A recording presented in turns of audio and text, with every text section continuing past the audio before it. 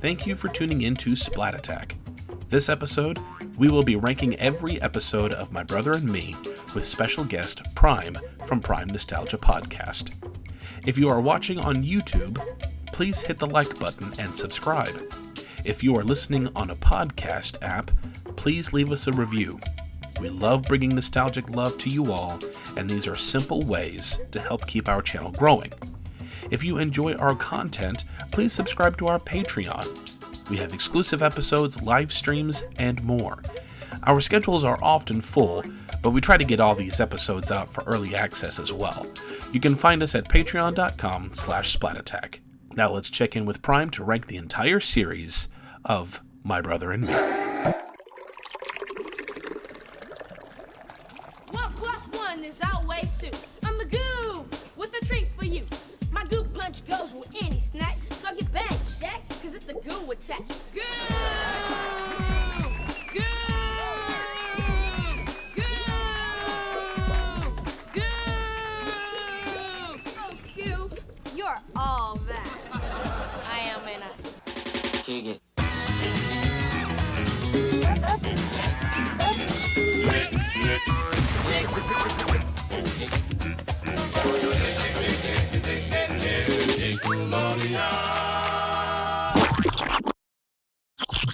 Welcome, chumps and chumpettes, to Splat Attack, a 90s podcast that dives into our slime-filled past. I'm your fashion fly white guy co-host, Brett.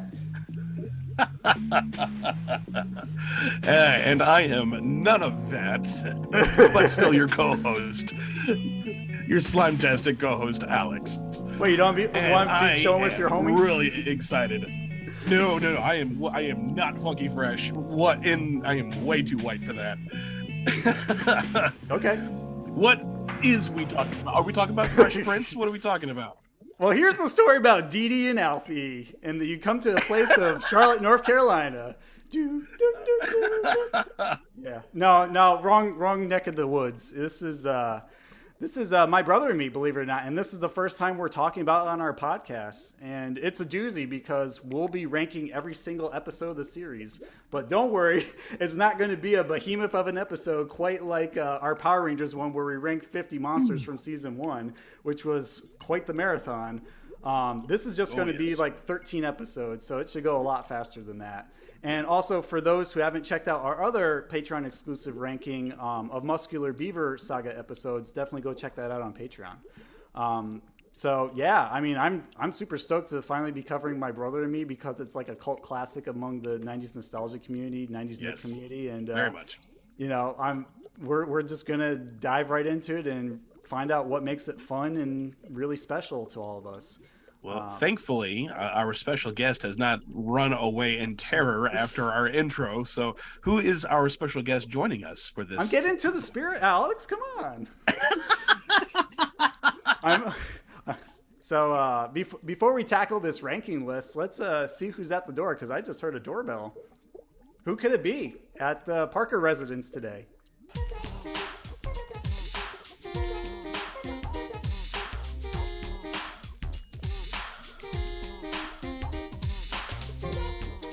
It's me, P-R-I-M-E, and I'm here. Hopefully I'm not breaking up for you guys. You know, I'm trying to do my best. So hopefully it sounds good. Hopefully we have a good time making these episodes. Heck yeah. Thanks for joining us today, Prime. We've been wanting to hang out with you since our 90s holiday specials all the way in season 1. So we're glad to have you here today and, help us rank this very beloved 90s Nick show with us. Yeah. Very, very popular, very good show, and my ratings might surprise you, but okay, we'll see what happens. Yeah, I'll be very curious where we line up and where we differ wildly. Before we jump into things, I'm curious. What are your earliest memories of My Brother and Me? Did you watch it when it first came out in 1994, or did you catch it later? I very much caught this later. I think I caught it.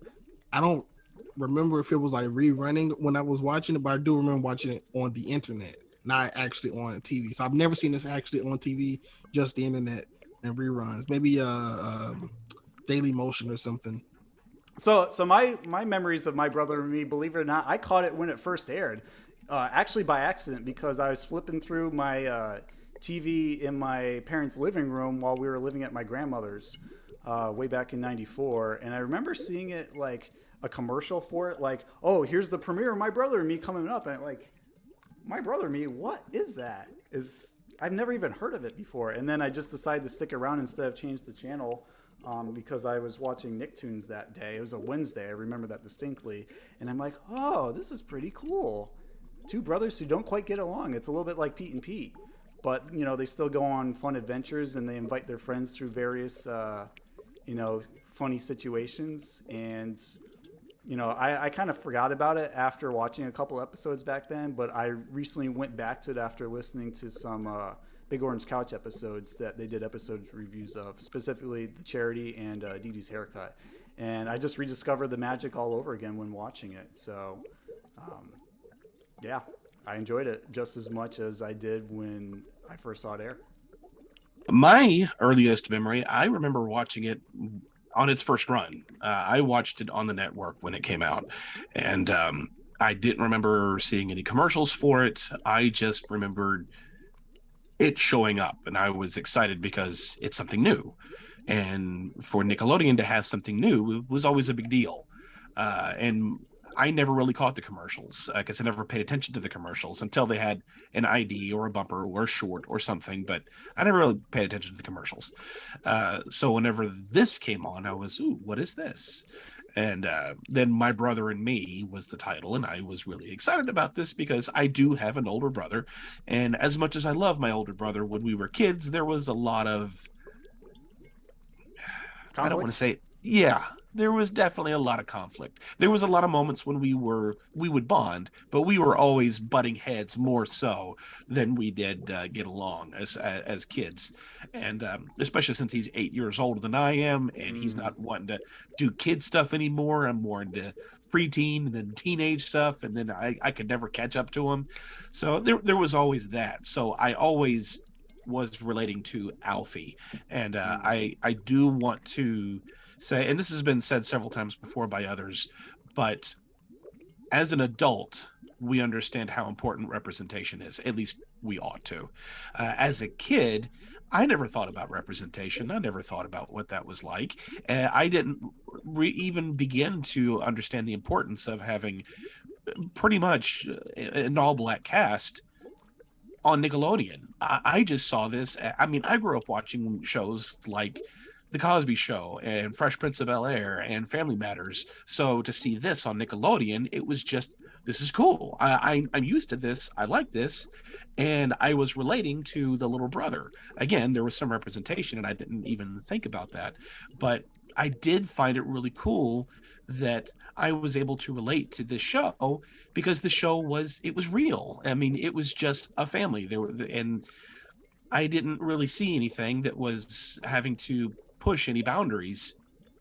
As a child, I didn't see it. As an adult, I can respect it a whole lot more. But I really liked this show. I loved how it pretty much spoke to the average family at that time, and it was great. It was great fun, and I absolutely saw every bit that was happening between Alphie and Dee Dee happen between me and my brother. So it was pitch perfect. Yeah, I relate to it too, because believe it or not, my brother's 8 years younger than me, so I was definitely the Alphie of the pair. And I found it interesting. While like there were many times where they couldn't tolerate each other, there are also other times where they worked together, put aside their differences to solve a problem, whether it was like find the snake that ran loose, or like, you know, sell candy, or, you know, even make the other one feel better when they didn't make the basketball tryouts. There's a lot of heart that goes into this show, and it can't be understated enough how much of a treat it was to experience this on Nickelodeon, because there really was no other show quite like it in terms of like the casting, the tone, the subject matters that they tackled. It's very well rounded for a show that at that time, and it's surprising that they never got past the first season. But due to like a lot of what people have said about the show, or even the creators, there was like some conflict, like the brothers, that, you know, their creative differences made it difficult for them to get past that, and unfortunately a season 2 was planned but never materialized. And if there were any major creative differences, I'm glad there isn't, because who knows how much, because we've seen it in shows like Space Cases. Season 1 was very much the creator show. Season 2, there was a lot of studio interference by Nickelodeon, and who knows what would have happened to My Brother and Me Season 2 with studio interference. So yeah, or so you're sure it's season 3 for that matter, since they didn't make it that far. So I would have loved to see more, like many people would love to see more of My Brother and Me. I'm glad we have what we have, and it stopped there. Prime, any other thoughts, Dad? Nah, y'all kind of took it. I was just gonna say, even though I personally wish it would have gotten to season 2, but like y'all just said, with interference and stuff. But also, I think sometimes it takes a while for people to actually know that a show is going on. So sometimes word of mouth is your only mode of translation, especially back then, your only mode of watching a show. So you gotta like tell people to watch it, and then by the time you done got all your friends to watch it, it's over. And it's like, well, it's not really like a way. Like, be honest, what way was there for kids to let the network know that they like the show other than watching it? It's kind of like Right to them. Yes, it's like you can write to them, sure, but it's like, yeah, this is we're gonna listen to a kid rather than our bank account. So, sometimes it just happens. Yeah, I mean, considering it aired between October 15th, 1994 and January 15th, 95, that was a very small window for a lot of people to catch it, even if it was advertised occasionally on commercials and, other channels or anywhere they got it out. It was just a very under the radar show. And considering that Kenan and Kel came about like a year or two after it, it really feels a lot like the not the breeding ground, but like where they played around with ideas here, and then they took it to the next level as it was more developed for Kenan and Kel to continue with its own standing. And they also had their own following too. Yeah, that was a big help. Big helpers in action. Big helpers in action. Big helpers in action. Big helpers in action. But I think also having that testing ground for My Brother and Me also gave them the confidence to move forward with it, because they knew that this formula worked to an extent. Because by that time, when Kenan and Kel came out, they did a lot of reruns of My Brother and Me. Mm-hmm. I mean, they reran that thing over and over and over and over and over until about Kenan and Kel came out. Well, with that being said about My Brother and Me, we might as well just start off the ranking. Okay, so ranking My Brother and Me. The first episode that we're going to go with is based on I don't know if it's the IMDb order or the DVD order, but we're just going to do our best to go through them based on what we have in our notes. And we'll give you both titles in case you're familiar with one or the other Simesters. So starting off, we have The Quest for Kendall's Autograph, also known as The Charity. What do you guys have to say about this episode? What stood out to you? What'd you like? What'd you not like? What do you want to give it for a grade? So for me, I'm not gonna say my ranking just yet, but I will say there's a monster. I would definitely rank it higher if it wasn't Kendall Gill. No offense to Kendall Gill. Really? But he was never like a guy that he was a guy, but he was never like a guy like that they were doing all this over, to be honest, Mm-hmm. With this, at this time, they could have got like Dennis Scott would have been better than like just anybody, like anybody else would have kind of helped. No offense to Kendall Gill, but it's like Glenn Rice would have been cool, Tim Hardaway, like somebody that's probably not at the top, but still was like a rising star in the basketball scene. Yes, even if they would have got injured the next year or whatever, something that happens when they superstar one year, injured the next year. But Kendall Gill, maybe that just take me out of it because I'm a basketball fan, so I know what Kendall Gill is about. So maybe that's why. And I was gonna say I'm leaning on a B or a C for this one. It might be a C just because of Kendall, just because of Kendall Gill. It could be higher. So. Oh man. Well, I mean, I couldn't be more different than this, and I'm not sure why my rating's very different. But I give this a Splatceptional, which is like the highest award you can give in our Splat Attack rating system, SSS. It's my favorite episode of the series. I've been through the entire series multiple occasions. I think it has a great blend of action, drama, dad jokes, gags. I particularly love the cameo by Moo because he's like a pint-sized version of Goo, and I love his shirt, how it says like "Move It" when he comes in, and the whole setup for Dee Dee and his brother getting caught by their father as he's interviewing Kendall Gill.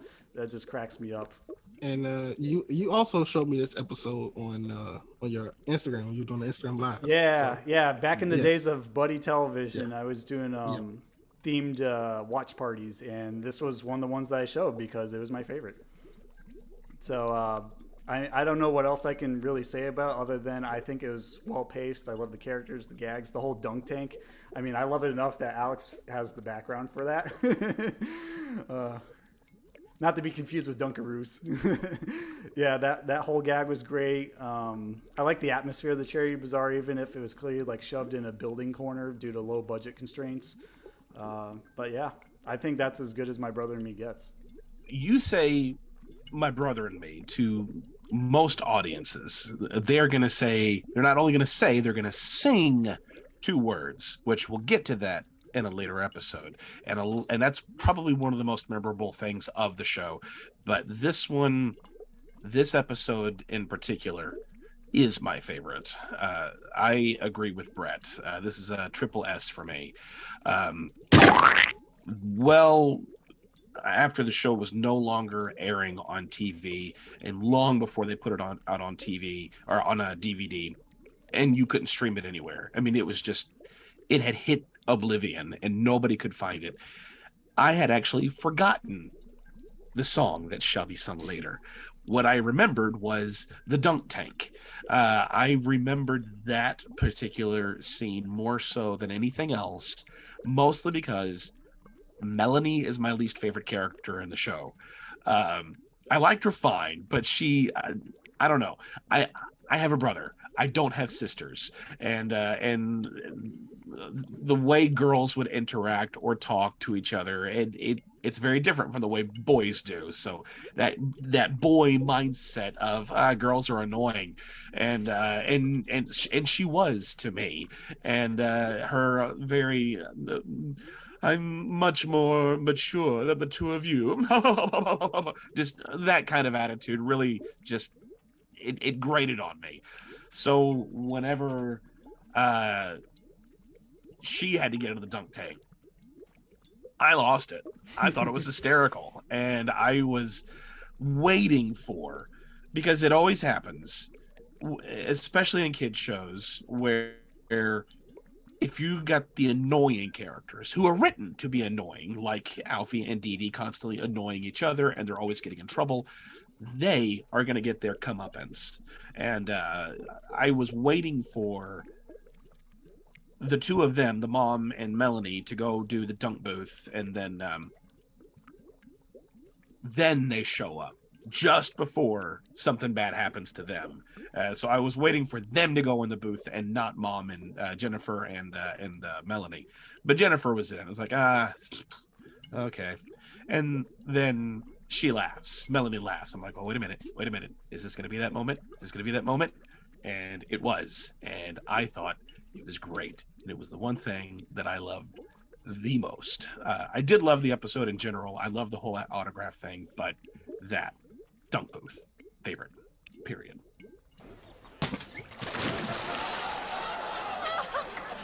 Oh, Mom, you look ridiculous. And look at your hair. You look so funny. Never seen anything so funny in my life. I'm gonna kill Alphie and Dee Dee. Moving on to the next episode, which is The Joke's on You, also known as the Practical Joke War. Prime, what did you give this one? A B. Okay. Could you elaborate on that? It's just such a kid thing to do. So I just that's the only reason why. Literally, it's just a typical episode. I feel like because a lot of these, I'm not gonna lie, almost all kind of similar because they just like are similar, just like episodes that you can rewatch over and over, but not like probably not that you can like you have to watch. So it's like up and down. Yeah. Like one you can just like put on in the background and you'll recognize it. Yeah. Okay. Well, this may not be as strong as Kendall Gill for me, but it's definitely up there because I love watching pranks on TV, and I'm so sorry that it's different than your grades because clearly we have different perspectives on this show. But that's perfectly fine. Yeah, I give this a double S, a splat standing, because I love how the pranks escalate between kids, even if it is juvenile. Like, especially with the whole chili dog thing, and like Miss Pinkney gets on it, and she's like, "Oh, boys, you want some water? That'll cost you like $3.50 or something." Yeah, she's a hoot. And then the water balloon fights, the garlic gum, the whole shoe polish on the cheerleading horns, whatever you call them, the cones. I just couldn't help myself laughing out loud with a lot of it. I really like this one. It's not in my top tiers, but it is let me rephrase that. It's not in my exceptional tiers, but I give it an A. I really enjoyed this one. More than anything, what I really appreciate about this episode more is it's pretty much one of the very few times we get to see a blooper at the end of the show, from where the kids were all going to come bursting through, and they had that congratulations sign, and they and it didn't break. They all just got clotheslined by the thing. Now, if we could have the children here, we can take a picture of the winning family. Well, the kids aren't here right now, but they should be.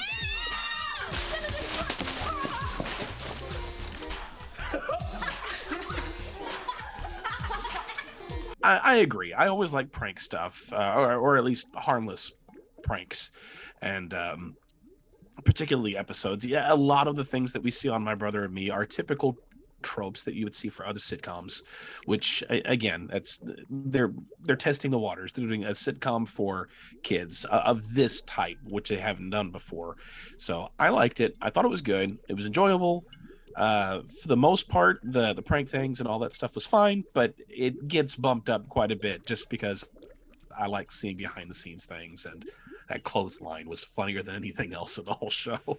Yeah, I loved it. It was unexpected, and I think there's a couple other ones that have like those bloopers before or during the credits too, like the dancing one that we'll get to.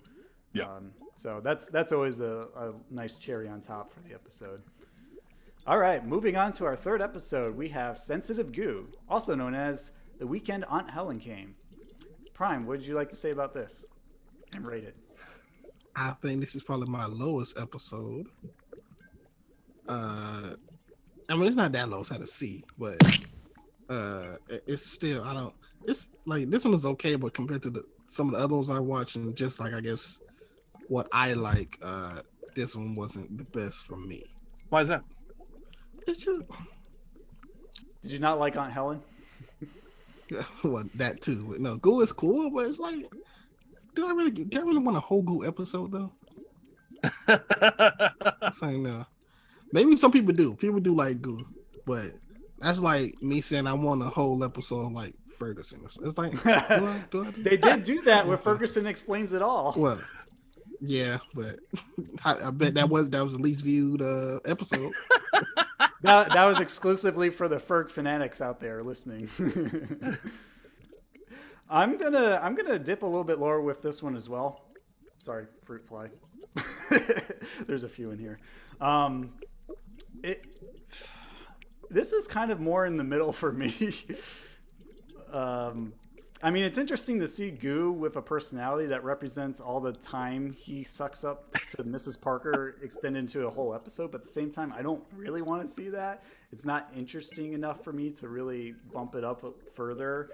I did find it amusing at the very least that like his interest from Melanie to Dion shifted when he bumped his head from Alphie's basketball hitting him in the face. And I did like the moment where like the change machine at the comic book shop just started spurting quarters everywhere, because I totally would have been one of those kids like Alphie, just throwing them in my shirt and like running away as fast as possible to play the arcade games.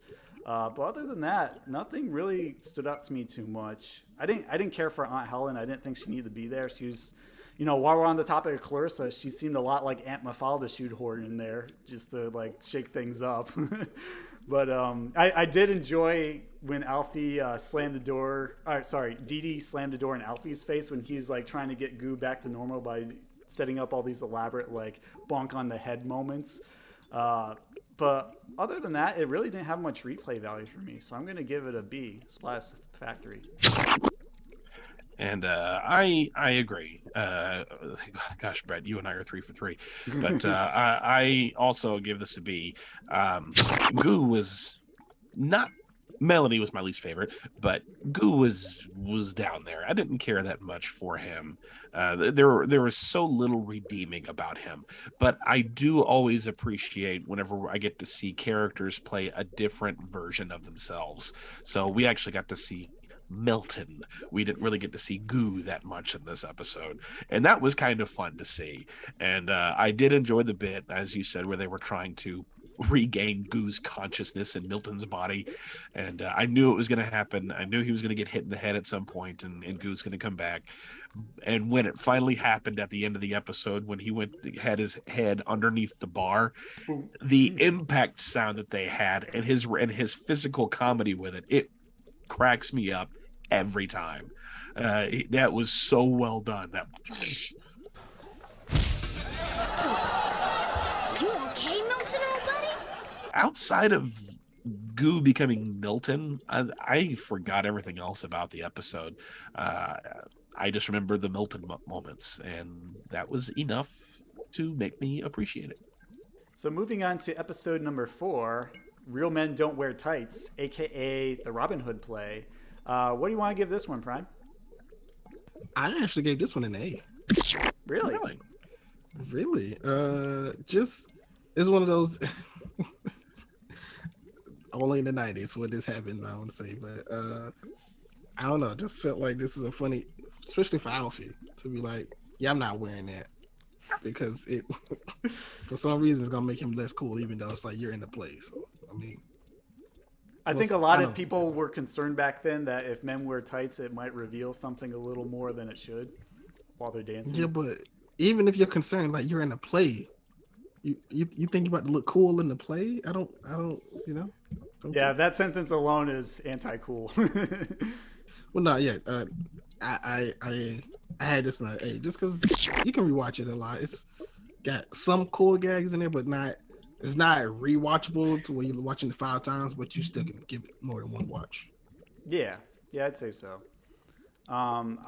For my rating, I gave this a Splat Slint, which is an A, and for me, that was mainly due to the related nostalgia to it more than like the actual performances. I did enjoy Goo and Alphie in this one particularly, and how they like played with the role and wrestled with it until they finally came into their own, because I think their roles got reversed when they tried out. But it really reminds me a lot of the Salute Your Shorts episode Cinderella play, where Dina had to be like Cinderella and she like lost her voice, and she had a lot of nerves, leading up to the play until she finally, got over it with Sponge's help to just kind of, really fill in that character. And also that one Doug episode, I forgot what it's called specifically, but he actually has to wear tights because he signs up to be in like this rat play where like Roger and his goons are all rats and Patty's in it too. It's like almost like the Nutcracker. Yeah, something to that extent. And he also went through like various concerns and worries about what it'd be like to be on stage, because he's never been on stage before. He's never worn tights. He's never been in a play and acted. So I related a lot to that because I've dealt a lot with stage fright too when I was in school plays growing up, and just being able to have that support system through your friends to get you through it really makes a big difference and sends a positive message to the viewers that, hey, you don't have to go through everything alone that you attempt to do in life, whether it's thrown at you or you take on it as willingly as a goal. So I really enjoy it for that. I enjoy the story of Robin Hood itself. It's like one of my favorite classic literature stories. And to see it acted out through Alphie and Goo and the crew was fun. I particularly love the Donnell scene where he's just like, holding the paper up and he's just like, Donnell. Donnell.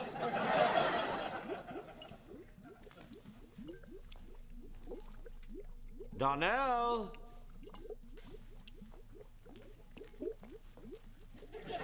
Donnell.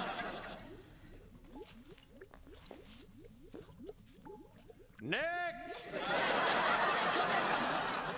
So those are the reasons why I give it an A. For me, and the other previous episodes were very much just drawn from memory from watching this show as a kid. I had watched all of them again as an adult, and I love the entire series. But this episode had no memory that was lodged in there from when I was a kid. It wasn't until I rewatched it again as an adult, and then it was, oh yeah, I had completely forgotten about this one. And I really appreciate because I do a lot of community theater, and anytime that we get to see community theater represented in a show like this, especially with characters like these three, because Dee Dee I can see voluntarily going to do a play. Alphie and Goo, I do not see them voluntarily going out to do a play. They're going to go for basketball.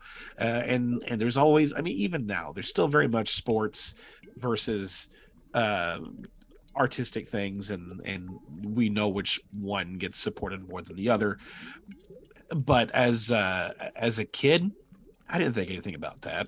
And I just didn't pay any attention. And I also didn't really think about the importance of try something new. See if you like it. You very well might. And that's what ends up happening in this episode, which is why I appreciate it far more as an adult than I do as a kid. So just because there's no nostalgic factor for me, I give it a B. But I still really think it's a great message, and I really enjoy the fire out of it. Let's move on to our next episode 5 of the series. Well, of our ranking system anyways. Hit the Open Man, which is also known as the basketball tryouts. Prime, what'd you give this one? This for me was a B. Every show has to have a basketball episode. This is their basketball episode, so I think on that alone I was like, well, solid already. Well, I think it's more funny because Alphie is the one that this kind of revolves around, and you know, like if it was around Dee Dee, then you'll understand like he's not making a team. But since it's Alphie, it's kind of a different story. So I like that they switched it up. Yeah, it was a good focus for him just to see more of his character and how he handled not actually getting the tryouts due to the fact that he was a ball hog. So, you know, when he let that like realization overcome him through like a little bit of guilt and shame. It was actually like one of the rare moments where I felt something for him. Like I felt bad that he had to undergo this, and I wanted to cheer him up because he was totally down in the dumps during the majority of that party. So I think this is one of the rare moments where we see Alfie's vulnerable side and how he deals with not always being the best at something or not getting what he wants, despite doing what he thinks was his best, and that's pretty relatable. Wasn't this well? I do want to say that one of the tropes that they did within the show that we always heard the audience's laughter, but I never laughed at home, was when they had the internal monologue. Where it was usually with their dad Roger, where he would start to tell something and then they would go, oh no, not this story again, and yes, yeah, or anything like that. It would be, you'd hear their thought of, oh no, not this, or that never made me laugh. But I did relate to that because we've all done those things as kids where we're thinking to ourselves, ah crap, this again, or something to that extent. One of them made me laugh. I don't say which episode we were talking about, but one of them did make me laugh. I believe this was the one that made me laugh because I this one, I'm pretty sure it was this one because it was basketball, but he didn't make the team. Roger comes in to be supportive, and then he gets talking about Michael Jordan. Remember, Michael Jordan didn't make his high school basketball team the first time he tried out, and look what happened to him. Yeah, he's playing minor league baseball. That one got me. I really liked that one. But I did really like this episode as a kid, and I like it now. It's still a great message about teamwork. You can be good at something, but you don't need to be a hot shot. You don't need to try to be the star of the thing. You need to work together as a team. When you work together as a team, then you are a winner because you work with the group. And that's not really something you see a whole lot of times in kids shows. Usually it's about, you be the star. Nickelodeon less so. This is more the message that they would preach, but you'd see it in a lot of other shows outside of the Nickelodeon world. But solid episode. I really liked it as a kid. I still like it as an adult. I give it an A. Very good. Okay. I didn't really elaborate too much on what I said, so I'm just going to go into it and then with my rating. So when I see this episode, I always think of one thing that I'm sure everyone in the My Brother Me community, if that exists, thinks of, and that's Goo Punch. Goo Punch! All right, now, Goo Punch! Hey! Goo Punch! Oh, Goo Punch! Our fellas, Goo Punch! Our ladies, Goo Punch! Everybody, Goo Punch! I mean, when I watch that, it's like so catchy, it's fun, it's goofy when he's like having that fantasy scene of when he's like signing contracts for the NBA and super famous. And the scene really reminded me a lot of like a season 1 All That musical guest concert. Like if you played All That music and then you had like the musical guest Goo written on. Why didn't Goo come out as a musical guest? I would love to see that. I would pay good money to see that. And you just got everyone even acting like the same in the crowds where they're like, "Come on, everybody, Goo Punch! All right, now Goo Punch." But that little trope aside, whether you love it or hate it, I did enjoy this episode. I loved how it went a little bit deeper with Alphie's obsession with basketball, along with Goose to an extent, and how sometimes you don't always get what you want, but you get what you need. And it was a real humbling moment when he internalized the lesson of that you got to be a team player on basketball. It's not there's no I in team kind of mentality going on here, and to see everyone come together to support him, all of his family at the party was really heartwarming. And I relate to that in instances where I wasn't great at sports growing up and I didn't make the team despite my best efforts. Even when I, did everything I could to score points or, help my friends out, I just fell short. So for the relatability, again, I'm going to give this a double S, which is Splat standing. Moving on to episode 6 on our list, which is A Stranger Among Us, also known as Where's the Snake? How you feel about this one, Prime? Got this one at a C. Okay. Animal episodes don't do it for me a lot. This one didn't. And then again, why a snake though? A dog. These people sneak dogs and not a whole snake. What are you gonna feed it? Just rats, rabbits. From where? Where you gonna How is Dee Dee? And anyway, but just this probably along with sensitive Goo, probably my least favorite on here. Okay. And that's just me, but yeah, no, I don't mind. Snake episodes just probably because I don't like snakes either, but yeah. That makes sense. Were there any quotes that stood out to you, or any specific moments that you enjoyed or disliked? I did like the reveal at the end, though. I don't know, the reveal is just like such a, I almost say it's like a Keenan and Kel thing, but it's like, oh, well, whose snake is this? And then she pulls it up, and then they're like, well, and then they just the two different rabbits that showed up. Yeah, that was fun. Dad just came back. Why did you scream? I felt something rubbing on my leg. It scared me, but it was only Duchess. That is one redeeming quality about this episode. Yeah, I think the reveal for me is what kind of saves it. If they ain't have the good reveal about the mom or they get in trouble, then no, it don't work. Yeah, I'm gonna agree with you here for once. I'm gonna give it a Splat for a C because I really did not care too much about it. I know my notes say otherwise, but I just rewatched it before recording this episode, and I agree with you.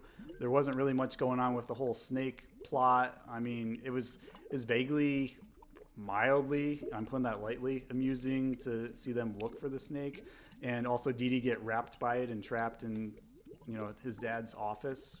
But, wrapped. His one foot got wrapped. Coiled. I don't know how to put that more loosely. But yeah, it's not great. I really can't remember anything worthwhile saying about this. It's no by means awful, but it's definitely not like the top tier ones that I mentioned before. I do want to say that I did like Alphie's quote where he says, $9?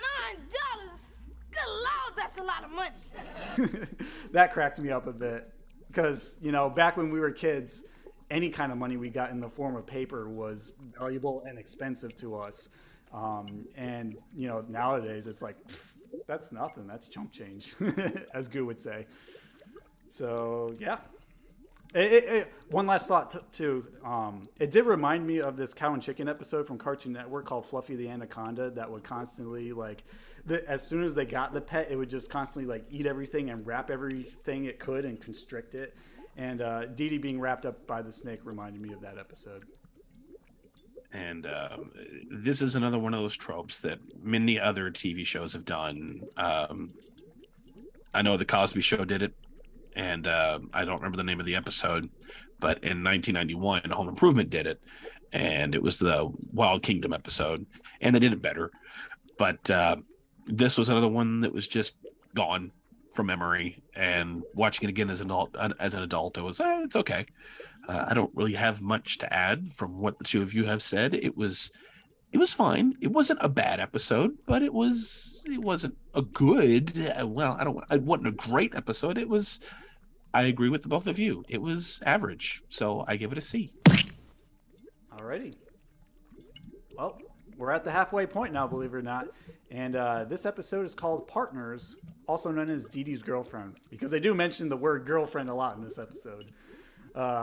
Prime, what are your thoughts on it and your rating? This is the one that I got the laugh from me of their inner monologue. She was like, "No, wait, is this the one?" I think this is the one because I wrote it down for some reason, so I must have got it wrong. The mom was like, It won't kill you to spend the day with your brother, Alphie. And then why don't you spend the day with him? and Goo has like a big hoop. And on the back, there it is. Sure. Yeah, so there it is. Okay. Yeah. I did notice that. That was great. I didn't even know this was called that because, like, while she was in it, they had like one scene that if you was looking at this title, you probably wouldn't even know. But in the one scene, you're like, oh, okay, I guess. But that's not enough to make a whole title out of it for me. I gave this an A. I did still give it an A. And the Easter egg is Kyra from Kenan and Kel was in this episode. Yeah, so, wow, Vanessa Baden. Yes, she shows up in here quite a bit if you like to play Where's Waldo at all and try and spot her in the crowds and the extras in the background. I think she was also in Gullah Gullah Island too, right? She was. Okay. Yeah. And I believe the day that we are recording this, it is her birthday. Oh, happy birthday, Vanessa Baden, if you're listening or watching our podcast. Interesting. Okay.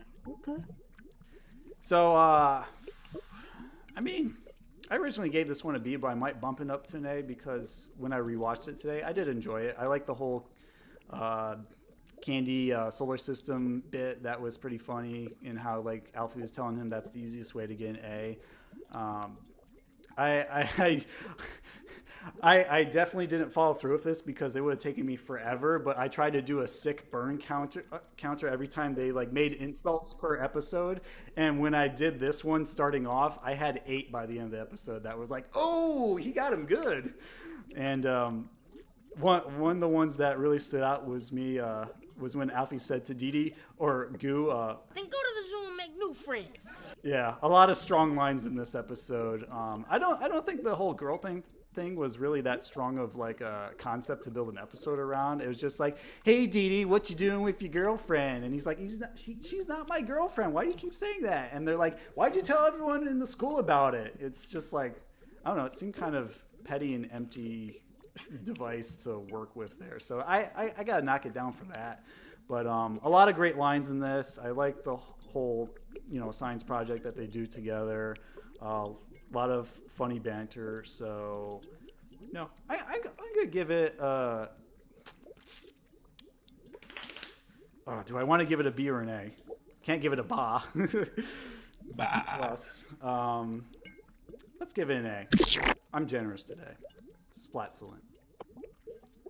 In a way, I agree, but I disagree with the sentiment that it's not enough to have it be the name of the title. I do agree with that, and I do think it's a solid concept enough for the episode because I've seen this.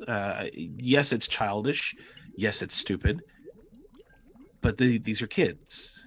And we did things like that when we were kids, and kids still do this, where they will find one small little thing and then they will exploit that one little thing to the nth degree, to the point where it's exhausting to the victim of it. And I've seen kids, especially in the 90s. I don't know if it's as much now than it was when I was a kid, but I very much have seen kids that went, "Oh, is that your girlfriend?" And then, "No, not my girlfriend. I don't want to be." "Yeah, huh? Yeah. Now they've got the bait, and now they're going to get everyone in on this one annoying thing. It happens. I've seen it happen. I've had it happen. So yeah, it does play into the reality sometimes, as when we're kids, of this is hurtful, and that's not really something that we see a lot. I mean, we've seen rumors that have spread in TV shows and see the repercussions of that in gossip and things like that, but they're usually behind the kids' backs. Very rarely have we seen a very upfront, honest representation of, "Oh, is that your girlfriend? No, it's not my girlfriend. Hey, it's the girlfriend," and then everyone get into it. So it wasn't fun. It wasn't meant to be fun, because it's not fun when it really happens. So just on the representation of that type of situation, I give it an A. All right, A's all around for that one. Okay, moving on. We've got another popular episode that people know in the 90s Nick community, Dee Dee's haircut. What are your thoughts on this one, Prime? I'll go back and give this an A, because everybody knows that you can't let everybody cut your hair. So everybody should understand what that is about. You wouldn't say this is elevated into S territory? I was debating elevating this into S, but I was like, I guess, maybe for me, if it was Alphie, then it would be S. But I guess I don't think it matters but for Dee Dee's age, it's still kind of like developmental. So now, if it was Alphie. If it was Alfie's haircut instead, and he got duped into getting something really bad that he didn't want in the first place, it would be a little more. Yeah, because he has, like, not to say that not to say that Dee Dee doesn't have friends, no, but they just be like, okay, they won't care. But Goo will make fun of Alphie the whole day, and then Alphie have to go to school, so it's different. So yeah, predictable a bit. Geez, I feel weird being the only one handing out S's like they're candy. Or I should say Zap bars from the candy sale, but we're not there yet. I saved my S's, so that's all I'm gonna say. Okay. I give this one a Splat standing. This one really rings true to me. I've had bad haircuts before. I have literally looked like Harry from this show when I was a kid in 1994. Hence why it's not my background for this episode. It's one of the best in my opinion, right up there with the charity. I really love the whole trope of cool Dr. Money and being, that influence on Dee Dee to get a haircut, because as kids, we're all so impressionable by all the commercials and MTV and all that stuff that we're exposed to, that we can't help but want to feel cool like the people we idolize, even if it's just in the moment. And, he's so kind of blind by his, like, glamour and fantasy of having a really cool haircut that makes him popular, that he makes a very, I don't know how to say it other than stupid. How about misguided? A very misguided judgment to have Goo cut his hair just because he's there, and he'll charge him a fraction of what an actual barber would charge him for that kind of do. So, as someone else who's also had bad haircuts before that they didn't like and had to live with it until, eventually it grew back and people stopped paying attention and making fun of me. This one hits home a little more than some of the others we've talked about so far. And it really it really hits when like Dee Dee says, "I hate you, Daddy," and then runs up because he doesn't really understand what his father's trying to do for him in terms of parenting. His father's trying to protect him and prevent him from humiliation and just traumatizing memories from when he gets older, and yet all he can think about is like, you won't let me wear this cool haircut that I think is cool, yet everyone else thinks is horrifying. It's a real like, it's one of those moments like the lesson goes deeper the more you see the value in what you're witnessing. And I've had moments like that where I've had conflicts with my parents where I wanted to get something but they didn't think it was a good idea, but in hindsight, looking back, they were just doing it out of protecting me and helping me make wiser decisions. So for that reason, it elevates it a couple of points from beyond our normal like grading threshold of A. Yeah, and this one is one that I have a lot of memory on from watching it as a kid, and again, it's amazing how we interpret things differently from being a kid to being an adult.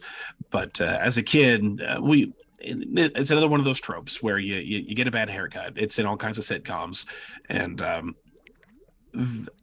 I can't recall a single time outside of my brother and me. I'm sure there exist, but I can't recall one where the recipient of the haircut is happy about it. Usually it's the person who's got the haircut and they're upset with it, and everyone else is like, oh, it's okay, or they make fun. This one, though, Dee Dee's excited about it, and Alphie is annoyed. Not with Dee Dee, but with Goo. So it's a rare occurrence to see how protective Alphie gets of his little brother.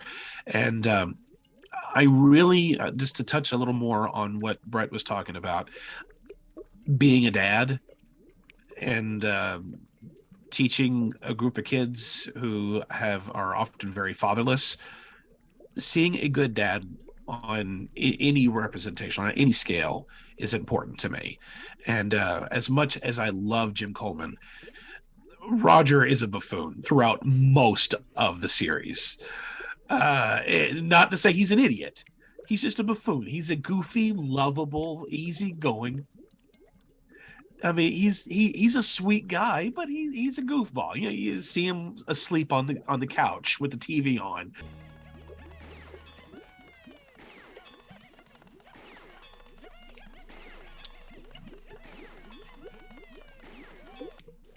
Hey, I was watching that. Or the constant stories. To see that he's genuinely concerned for his son at this moment, even though it's just a haircut. But like you said, he knows what's going to happen when he goes to school. And he does the dad thing of what is going to cause the least amount of trauma to him. And yes, this is going to hurt, but he knows that this is going to hurt Dad more than it's going to hurt Dee Dee. And then still for Dee Dee to have that reaction, and you see that response that Roger has, it's a very poignant moment for just a typical kids sitcom. Roger, what happened? Baby, it couldn't be helped. Johnny said the haircut was unsalvageable. He said Dee Dee's lucky to still have eyebrows.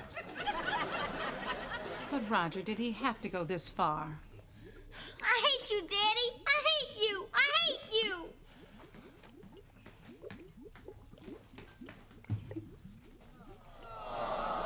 And I really appreciate that moment, probably more so than any other moment in the series.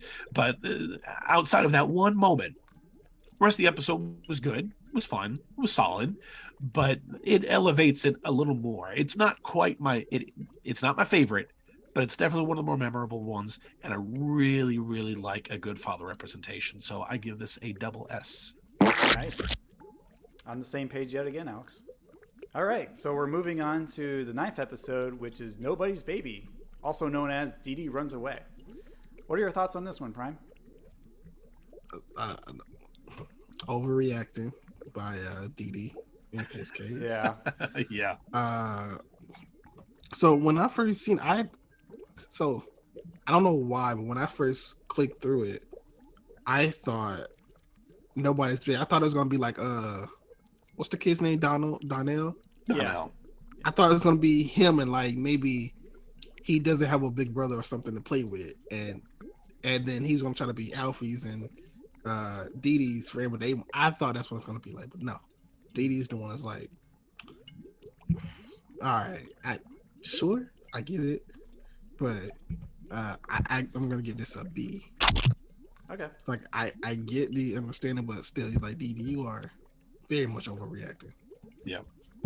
Yeah, there is kind of a downfall to his character is that he's very cute and innocent, but yet when someone like says something to him that he might not agree with, he's almost like too fragile, and it pairs with that innocence of his that he doesn't know how to like process it. And this is like one of those instances where it starts to like short circuit him, so he just immediately juts to like one of the most extreme options, which is to write a letter, run away, never come back, which I guess was more popular in older television, like TV shows, or certainly in like 50s shows. But yeah, Andy Griffith.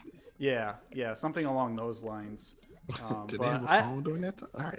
Yeah, they did that. The old rotary with the hello. Yeah.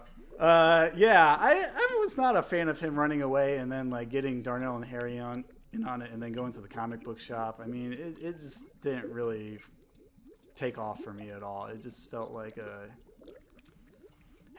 half-butted attempt to get some sympathy out of the audience and even his older siblings.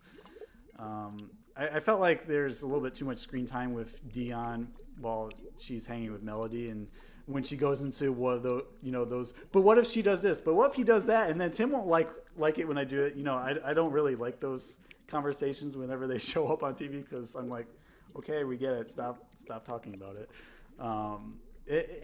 It's just one of those like slippery slopes where it really brings down the mood of the whole episode, and the resolution. It was okay. It didn't really like wrap things up in a bow or make me feel too much better by the end. Obviously, he came back and he felt better again, but it just, I don't know. It lacked the kind of highs and lows or like the dynamic punch that other episodes have that I wish this had.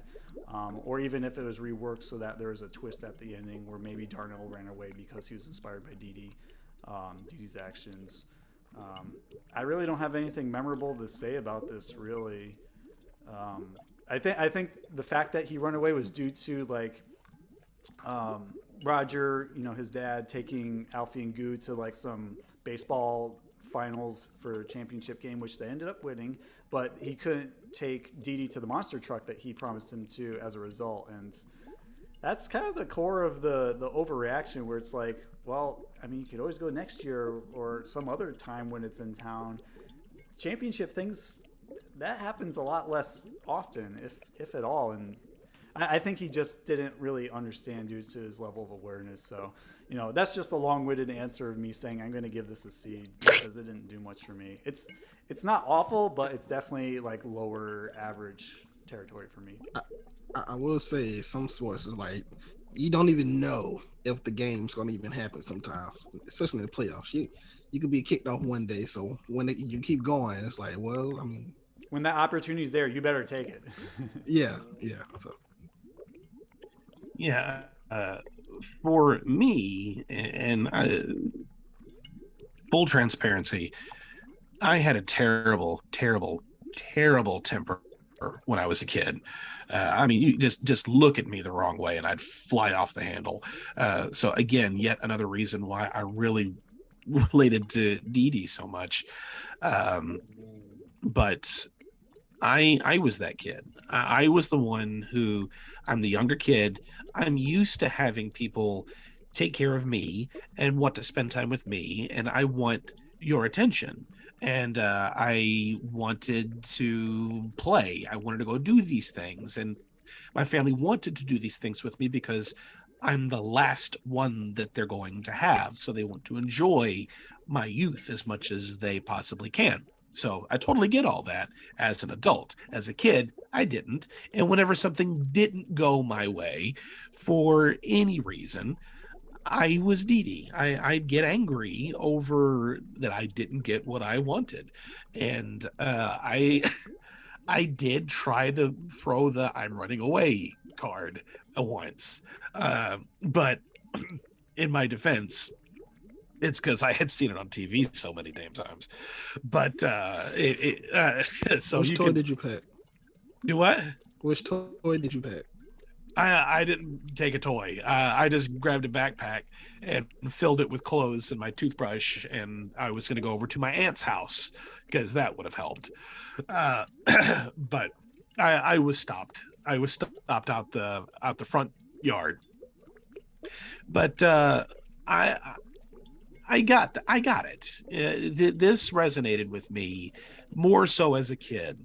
As an adult, I'm watching it and I've got it with dad eyes on. With you stop blowing this way out of proportion. This is stupid. I did this crap. What was I thinking? And but it's relatable when you're that age. And at least it was for me. But as for the episode itself, it's not my favorite, but it's not a bad episode in my opinion. It was able to resonate with kids, at least in some capacity, so I give it a B. Okay, so moving on to episode number 10 of the series, we have Dance, which is also known as Donnell's birthday party. Prime, what are your thoughts on this one? Just say right off the bat, I gave this one an S. Awesome. Ooh. This one is an S because it's just Donnell looks. I'm probably like how Alex feels about Melody about Donnell because he's just like, why is he here? Why is he here? But no, I mean it was cool. But, at the beginning, they try to make it look like Dee didn't want to go because I don't want to dance with anybody. But then, we all find out the truth, and then at the end, or in the middle, close to the end, you find out he can't even dance. How you gonna throw a dance party and can't dance? Standing there like a doofus on the wall, just being like, And they're like, what are you guys doing? We're dancing. Even the clown was dancing. Come on, man, you're looking bad. And at that age, you don't even have to know how to. You could just like do something and then. Yeah, just like a little back and forth, and that's enough. As long as you showed you're moving your body. Anything's better than like. Hold on, let me get this again. Anything's better than like.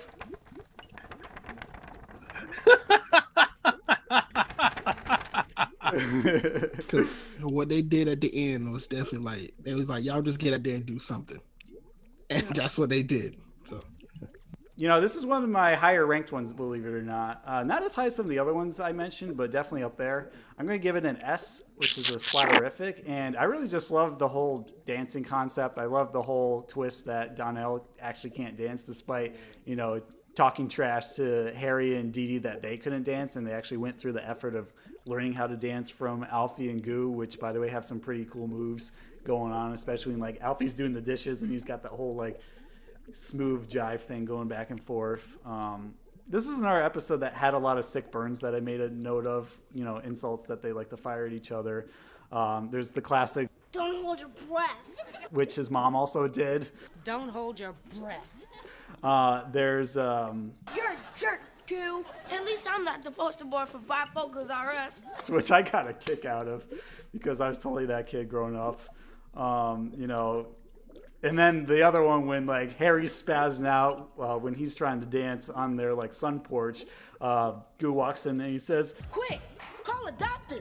I think homie's having a fit. there are so many laugh out moments in this episode. I can't help but love this episode, especially with like, just the whole premise. And I've been there too. I wouldn't go to school dances because I didn't know how to dance. And I thought that would like make me the most unpopular person in school, despite my efforts to just get along with everyone. But it's a fun question about that. Sure. Doesn't not going make you unpopular though? I wouldn't talk about it so that people wouldn't know that I wasn't there. In reality, I just didn't like most of the music that they played. It wasn't my style. And if I wasn't a country fan like Harry, which caused a lot of don't hold your breath reactions, but I didn't mind some R&B here and there, some rock and roll. It's just like the really heavy gangster rap songs, it wasn't kind of my speed back Shouldn't in the day. be out of school though. You know? Yeah, no. Yeah. Yeah, it was not a fun time, and that's probably why I'm more of an introvert now. But that's beside the point. I like this for the relatability. I like this for the great lines, the funniness. It's one I come back to pretty often, among the others that I mentioned. The whole flushing the 56 graded paper down the toilet. Ooh, that was nasty. But I like the gag just a little bit. That like Alphie would do anything to get out of taking a math test. Even teach his little brother dance. So, yeah, splatterific, and I'm bumping it up for that clown dancing. All right, so dance episodes are typically not my favorite. Even less so than sports episodes. I'm not that kid. I'm not that adult. I just dances aren't my thing, but I still can appreciate them. And there is still a lot of relatability in this one because of the kids' inability to dance, which very much was me as well. But I didn't like going to dances as a kid. I didn't as a teenager. Much like what you said, I can't stand the songs that they would play, and just no. But there was still a lot in this episode that I really appreciated and laughed a lot at. It's not in my favorite tier, but it is in A. Okay. You didn't like when Roger did his whole like shimmy thing going on there, and Jennifer did the whole like the Diana Ross snake from the Supremes. That was pretty good. Seems like we enjoy that one all around. All right, moving on to episode 11 called The Surprise. And this one does not have an alternate title for it for some reason. Prime, what are your thoughts on this one? Like, Goo is not one of my favorites. How come? How is Goo? He's not the Ferguson of the show, no. But this one was okay. Obviously, I think they would call it a surprise, obviously because of Melanie. I mean, that obviously it's a surprise for Alphie, but it's okay. I personally have it at an A, but I probably should bump it down to a B. I don't know yet. It's like one of those either or episodes. Yeah, I'm with you there. Let that simmer while I talk about it. All right, I'll let it simmer. So, for the most part, I enjoyed this one. I thought, immediately when I saw the plot of this, I'm like, oh my goodness, they ripped this from Doug again.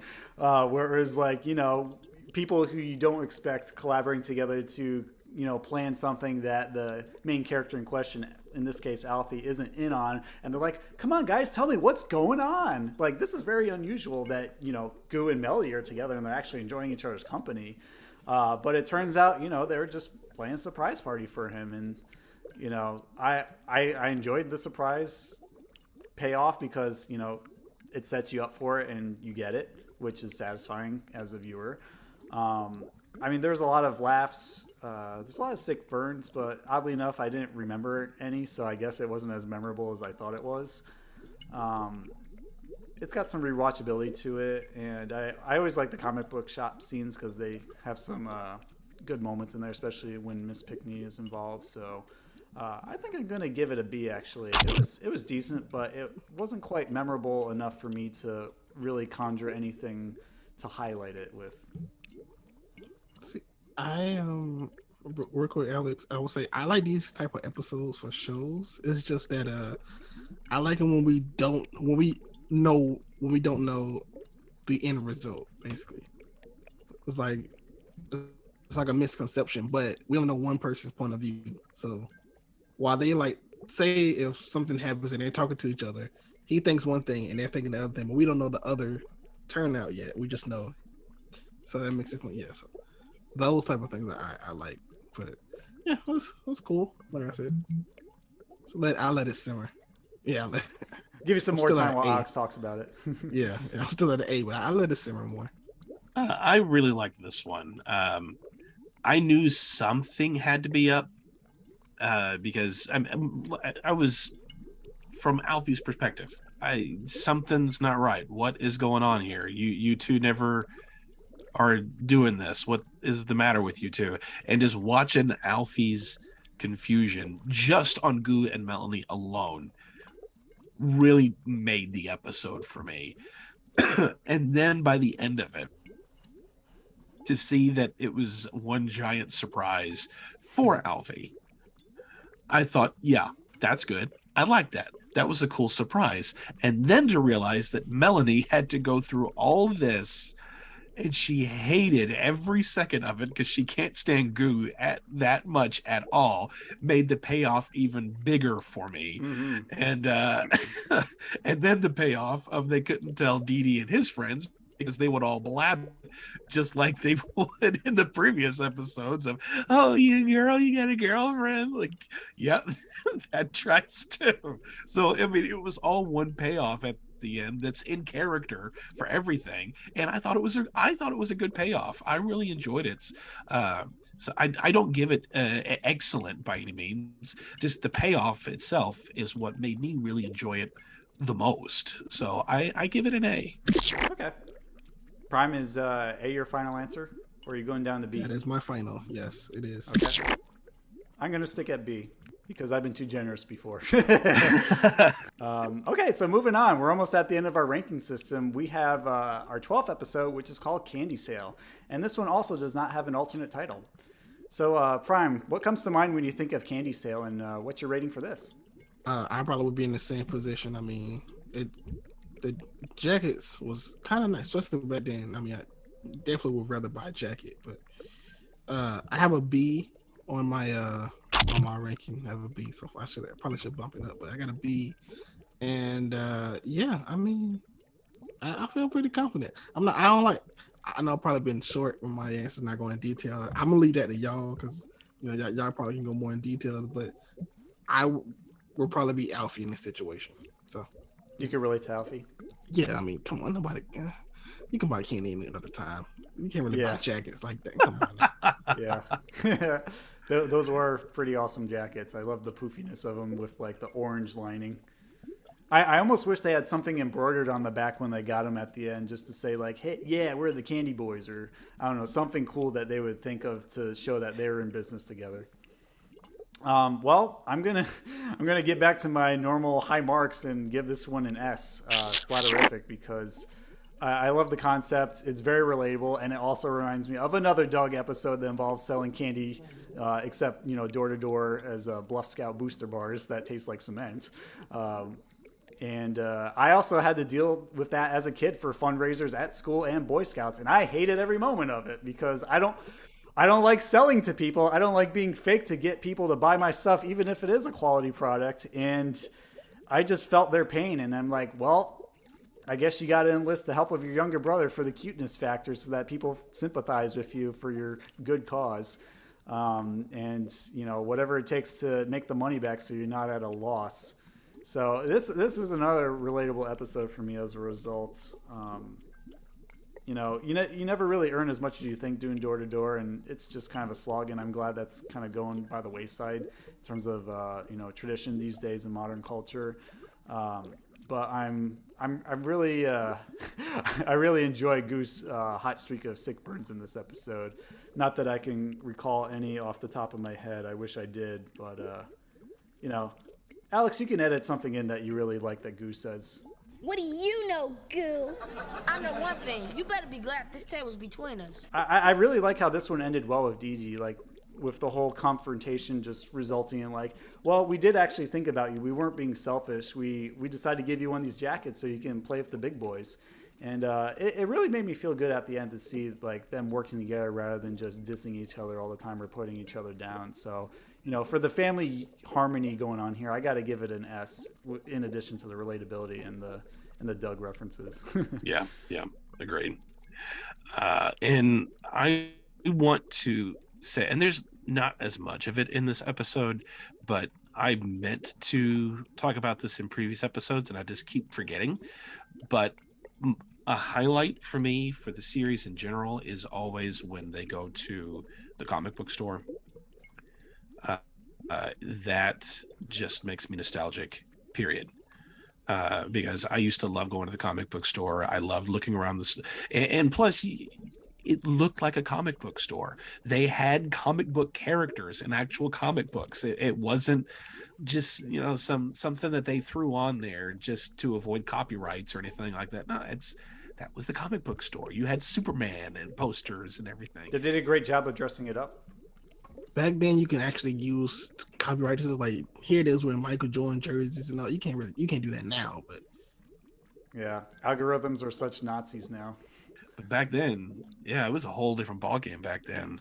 And I love it. It reminds me of what it felt like. I mean, it was a bit trimmed, of course, because it was a studio, and I've never really seen a comic book store that also had an area for refreshments. But either way, it still makes me nostalgic, and I love those scenes. Every time I go to the comic book store, it fills me with all the nostalgic butterflies. I'm gonna just say that's probably the worst place to have refreshments. Yes. So, yes. All over those paper goods that can be easily stained or like wet. Ugh. I don't know who thought about that. The store reminded me, if you took the comic book out and just did the refreshments and the arcade, it always reminded me of pizza places. But it would be cool if there was a pizza place with the side of comic book store somewhere, and then you get all the greasy fingers all over the comic books, and then you have to buy it. You better have those laminated if kids with dirty fingers touch them. But as for the episode itself, I like it. It was one that I remembered the most. I was often Dee Dee, but I didn't want to be Dee Dee. I wanted to be Alphie because, much like Brett, I hated doing the selling, but I was the cute, innocent-looking kid, so I was able to pull it off better. But I thought it was fun. Much like Brett, I agree with the sentiment of how it ended with a nice, cohesive family unit. And I always liked that. Anytime when I got to see them grow as a group and far less conflict, always were highlights for me. So I agree. I give this episode an S. Sweet. S for sweet. All right. Dealing with sweets. All right. Well, that brings us to our final episode of the ranking, believe it or not. And this is called The Bully, or also known as The Big Bully. Although she's not that big. She's the shortest of her two sisters. So what's going on there? What do you want to say about this one, Prime? First of all, I'm going to say I ranked this one splatceptional. Nice. Wow. This is the episode. The episode of My Brother and Me. Literally. Do you want to do the honors of saying the memorable quote from this episode? Yes, I will when the time comes. I have a story though. Go for it. Okay. I've seen this episode, but I forgot about it, and then I listened to Orange Couch's catchphrase episode. I believe it's the catchphrase episode, and then it was on there, and I was like, "Where is that from?" And then they just kept saying it, and then got stuck in my head. I was like, "I have to go watch this." And then I went to go watch it. I'm like, oh yeah, this is where it's from. And you know what? Actually, I'm not gonna even say it. I want one y'all can say it. I'm not gonna say it. You think you're so bad, huh? Well, hit me. Hit me. Hit me? Did you act tough and say hit me? Yeah. So what happened? I got hit. It's funnier because in an episode, she was like, Come on, Dee Dee, show me your jab. What's a jab? Uh-oh. It's like, look, no matter what happens, every time I put a clip of this up, no matter where, it gets the most attention. So I'm saying, yeah. Every time. I mean, I gave this one a double S, but screw it. I got to bump it to triple S. It's great. I love the quote. It's so simple, yet so profound at the same time. And it sums up what it's like to be a kid who deals with a bully growing up. And like figuring out how to handle that, and if you can get help from your older siblings or not.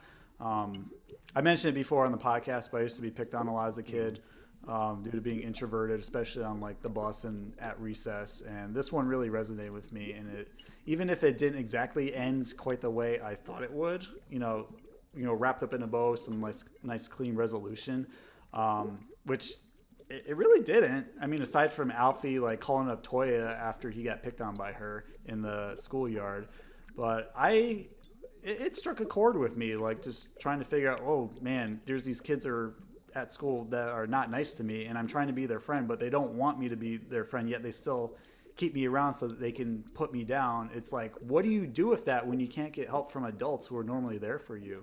And it just really struck a chord with me in terms of like the relatability and just trying to get through it as unharmed as possible. And sometimes you got to be a little rough and get some mud on you, and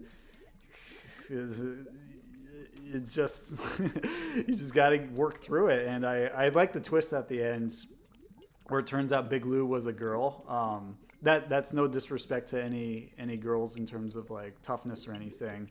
I just like the twist of it itself, kind of like how Samus Aran turned out to be a girl for the first time in that Metroid game on NES when they revealed the helmet taking off at the end. So it's a good fun time that you can relate to as a kid in the 90s, and that quote is endlessly replayable, no matter where you share it, and a lot more great sick burns that I'm sure Alex will edit in right here. Why are you always dissing Goo? I don't do your friends like that. Oh no? What about Dion? You're always mean to her. That's different. Dion's a social misfit. So you had a fight, huh? Who won? Leave me alone. Lost, huh? Come on, Dee Dee. We've got to get you cleaned up or else Mom and Daddy will find out you've been fighting. Looks like Big Lou did all the fighting. And we are about to have a very similar repeat of our rating from the Kendall Gill episode, because I am the stick in the mud on this one. Oh no. I going back and putting things up on Facebook and Instagram, and before I had a chance to rewatch the series, every time I bring this up, there's always people who always want to throw out Goo Punch. There's always people who want to throw out Don't Hold Your Breath. And I remembered every single one of those. Then someone started putting Hit Me. Like, what? Hit Me? What? And this episode was completely gone from my memory. I remembered nothing of this. I didn't remember the quote. I didn't remember the story. Nothing. And whenever I've seen people in the comments section, oh, I love this show. Hit Me. What are you talking about? What it? And then more and more people would say it. I'm like, it's. They must be referring to the Hey Arnold episode 24 Hours to Live, where he's like, don't hit me, I'll hit me. When he's facing up against Harold, which is another bully-centered episode, which I find interesting. I could just imagine, though. I could just imagine you just scrolling, like you see it hit me. Like, what you mean hit me? And then you just keep scrolling. I was confused. I was like, are you wanting me to hit up with more quotes? Or are you wanting me to hit you up with some of the episodes? What do you want? And then someone else said it. I'm like, what are you guys talking about? And I mean, I was thoroughly confused because it's Facebook. No one ever says that it's a quote. They just put the words. I'm like, what are you doing? Is this the latest thing now? Is everyone using this as a way to... One of the reasons social media diminishes like the pure moments that really capture people's attention in the first place. But I had no memory of this episode in the slightest, and then I went back and watched the whole series again, got to this episode, and I still don't remember it. It's been the entire series up to this point. It's been, oh yeah, I remember this now. I completely forgot about this one. This one, nope. It was Roundhouse. It was gone. Every bit of my memory from this show was gone until I became an adult and fell in love with the series. My Brother and Me bully episode, no recollection in the slightest. So whenever it got to the hit me line, I was, oh, okay. Well, don't I feel like a jackass? That was it. But it didn't. it didn't hit me as much as it did everybody else. I've seen, again, the bully trope. We've seen it done many times on many other shows, and it's been done better on other shows.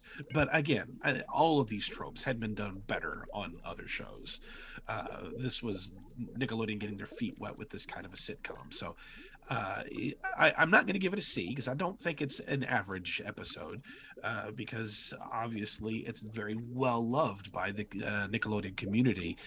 It just didn't resonate with me. Even now, it doesn't really resonate with me until somebody says it. Oh yeah, that's a thing.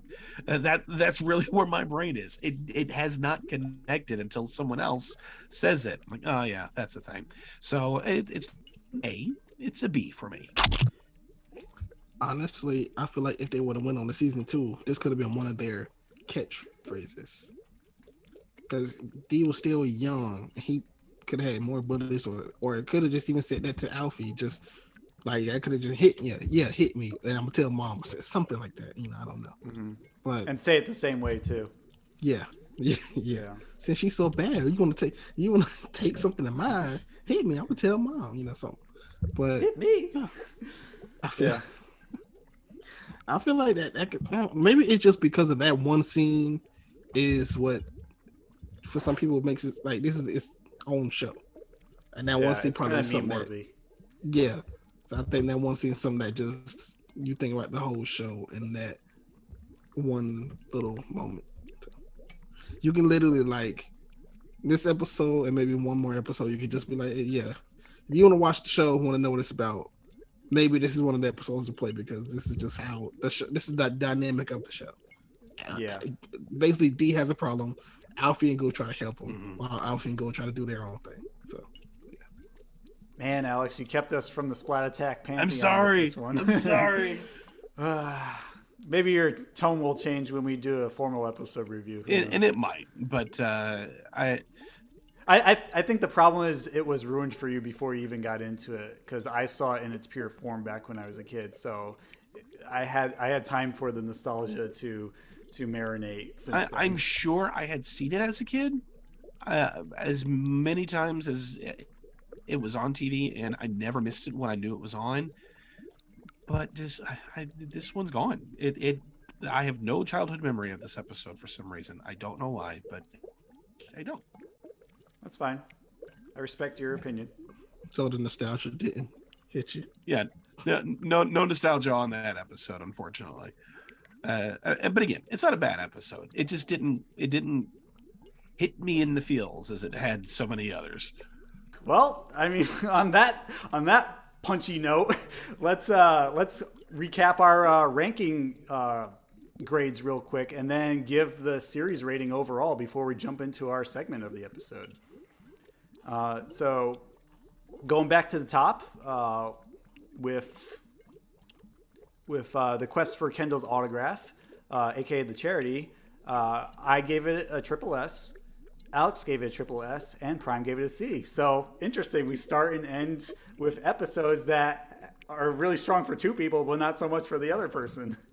Kendall and Gill, then it's Kendall Gill. I'm sorry. If it was Michael Jordan or Scottie Pippen or Dennis Rodman, not even if it was Steve Kerr, like I don't know, Steve Kerr at the time, I have no idea. Okay, we'll have to go back in a time machine so that you can replace Kendall Gill, so that we can give this a better rating. I will replace Kendall Gill with like a 90.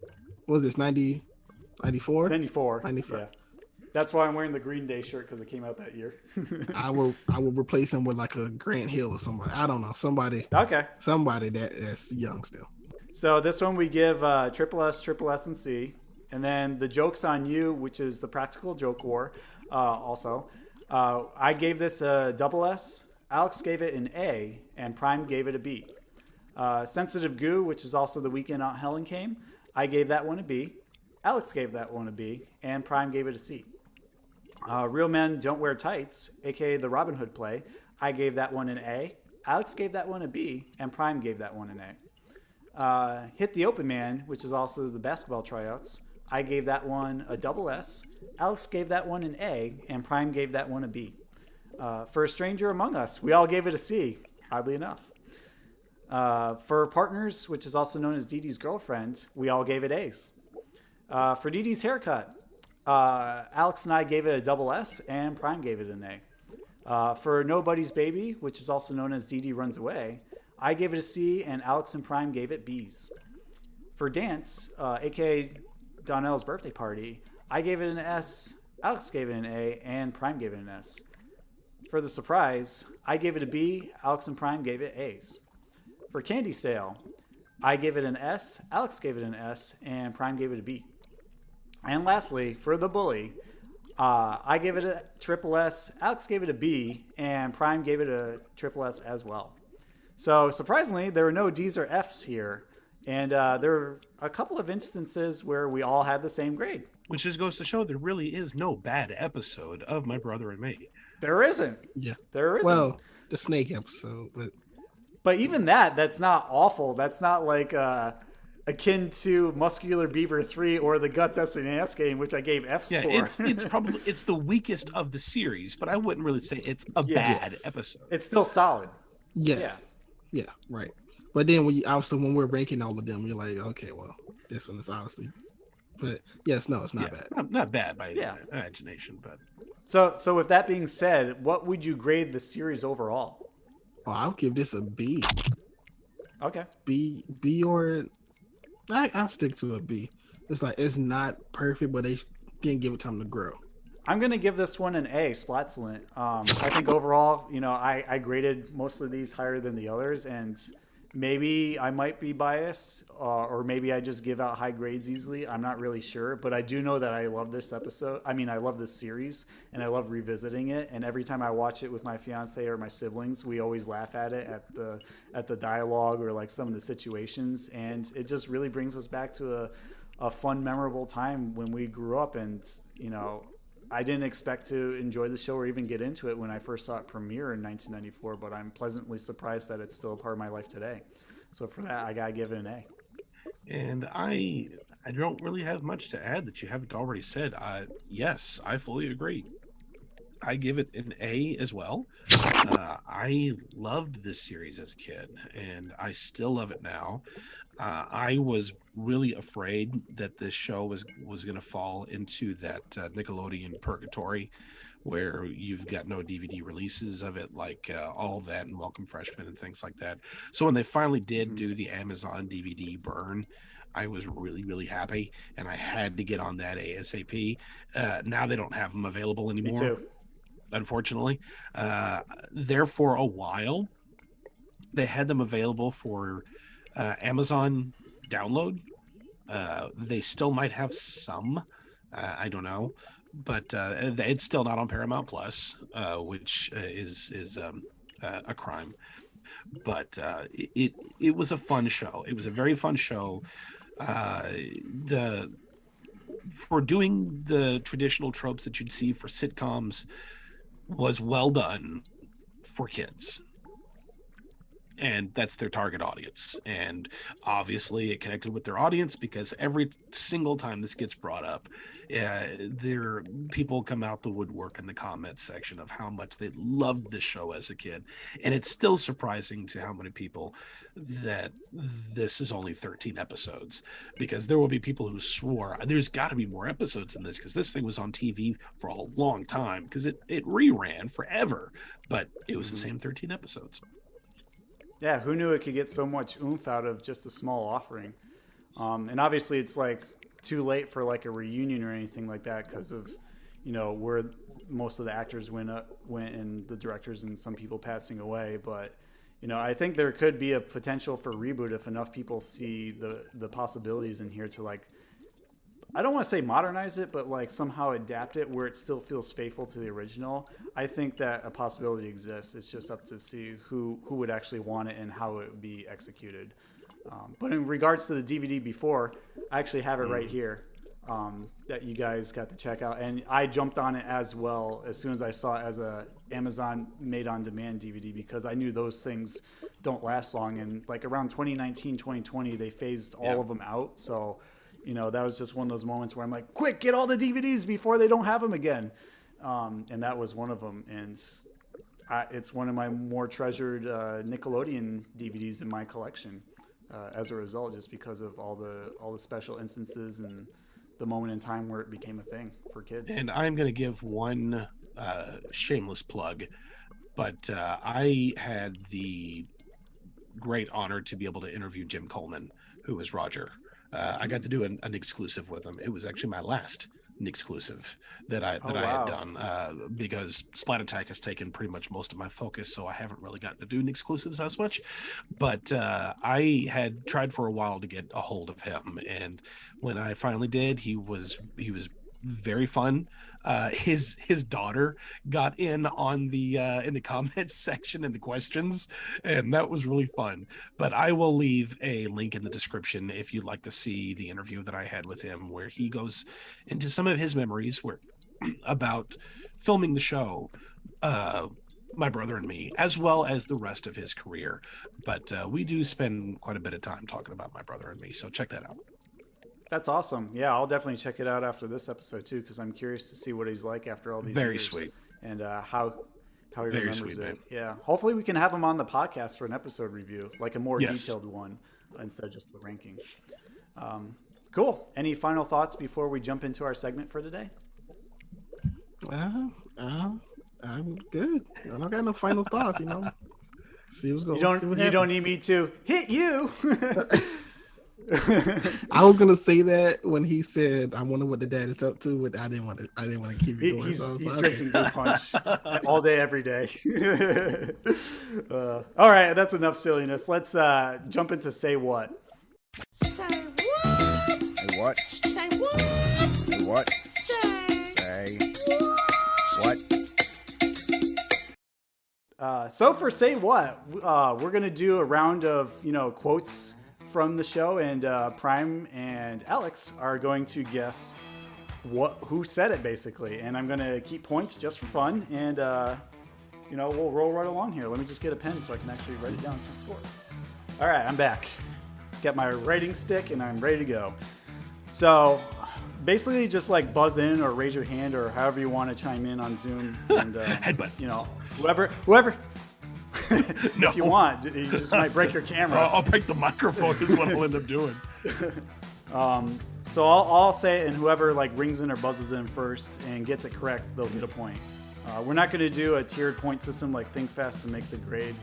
It'll just be 1 point if you get it right. Okay, so question number one, or rather quote number one. Who said it?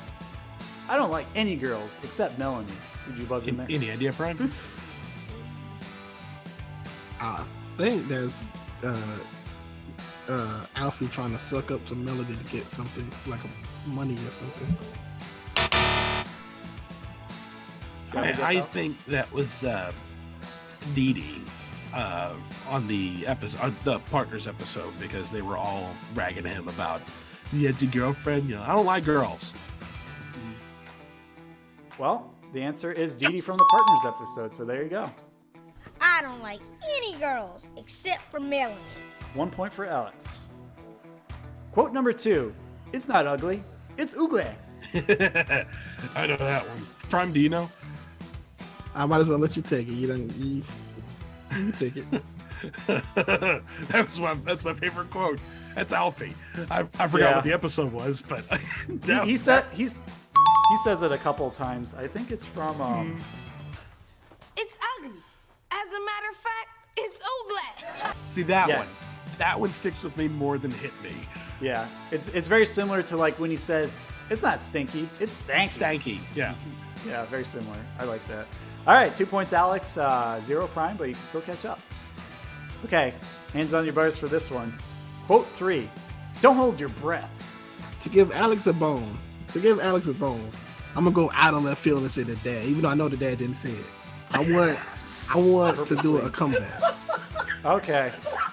Everyone likes an underdog when they're given a bone. So that's why I had to make sure it wasn't enough questions for me to come back. But yes. And Alex?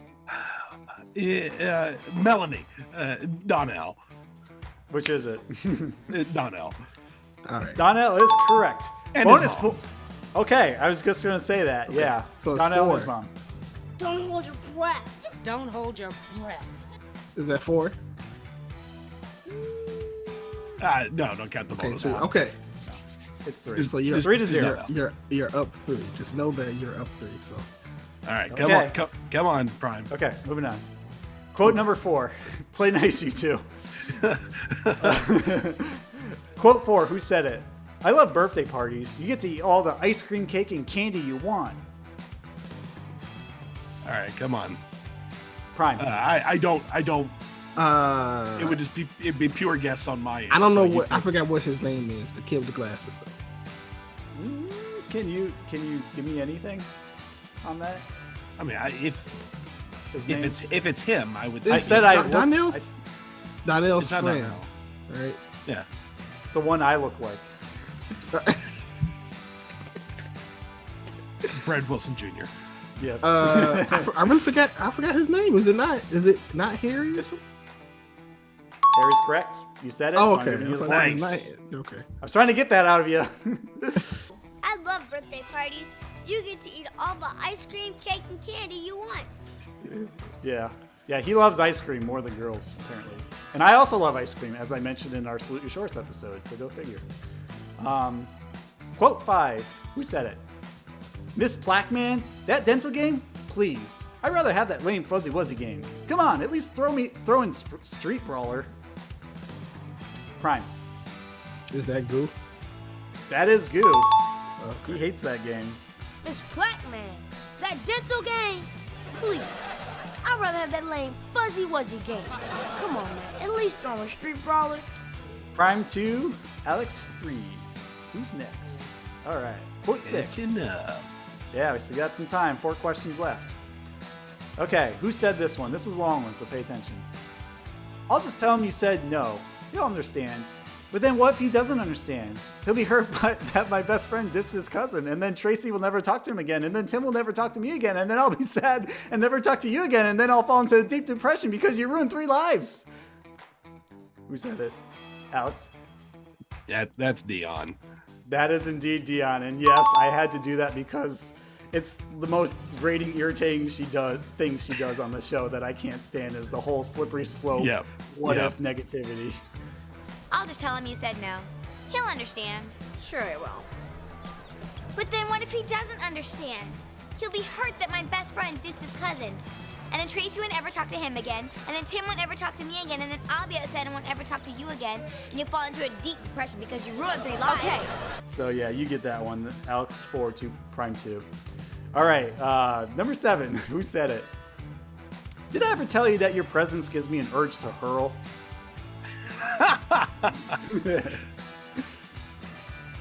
Do you know it, Prime? It'd be a guess on my end. I have an educated guess, but Melanie. that was my guess too. But you got it first.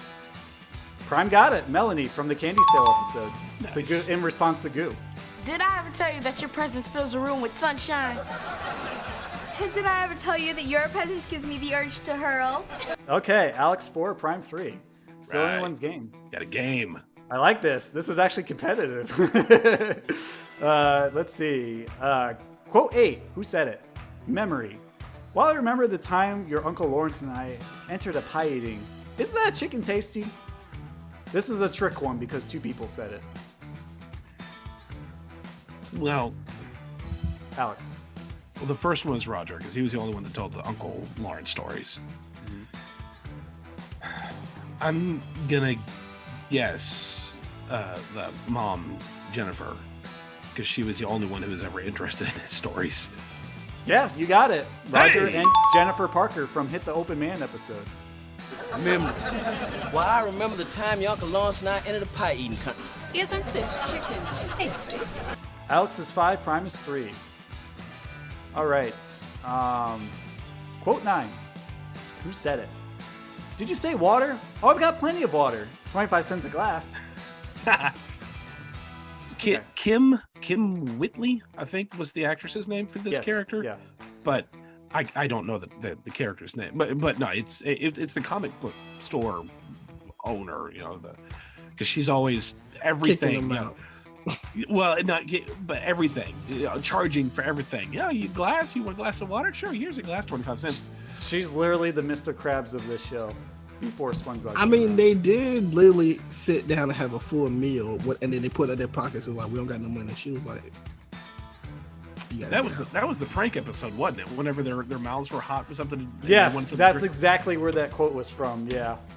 Did you say water? I've got plenty of water. 25 cents a glass. Yeah, it was Miss Pickney, the comic book store owner. Pickney, yeah. So I'll give that to you because you're close. Prime, you better catch up. I might have to throw in some bonus questions for you. Let's see. I'm not gonna lie. My beginning strategy was not. I was gonna be like, all right. You should have kept that bone that you gave away. Yeah. Okay, so quote 10. Mumbo jumbo gumbo, just like my dad taught me. Who said it? Now, I want to say this sounds like Roger. Mm-hmm. Yeah, that's definitely Roger. It is. So it is. Okay. You got it. Ooh. I can hear that. Mumbo jumbo gumbo, just like my daddy taught me. So the score is Alex has 6, Prime has 4. Do you want to declare Alex the winner, or do you want me to throw in some bonus quotes so you can catch up? Let's throw in some bonus quotes. Okay, we'll make it interesting, the extended round. So I'm going to use as many sick burns that I took notes on, and you guys just have to. This is the lightning round, so anything can happen. I'm going to say as many sick burns as I have in my notes, and you're just going to have to say who said it, and whoever says it first gets the point. Okay? So we got to put in some lightning special effects here to make it more intense. Because this is say what first. Okay, who said it? You're not wiping it off, you're rubbing it in. D. Goo. Nope. No, that was the kiss. Dion. Nope. Donnell. No one got that one. Donnell. I meant Donnell and I said Dion. But yeah. Sorry, I had to take your first answer. No. I'm not arguing.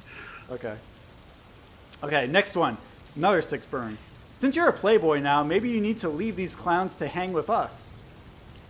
Alphie. That was the candy cell. Alphie, he got it. Nice. He got it. Prime is now at 5. Alex is at 6. Catching up. Okay. Here's another one. You better walk behind us, chump. Yeah, way behind. Goo and Alphie? Correct. Yeah, that's when he had the hoop. There it is shirt. Yeah, exactly. Point for Alex. Okay, so my brother's been acting goofy lately. He ain't acting. Melanie? Nope. The whole thing, or the 2 people that say it's 2 people. 2 people. Yeah. Oh, don't overthink it.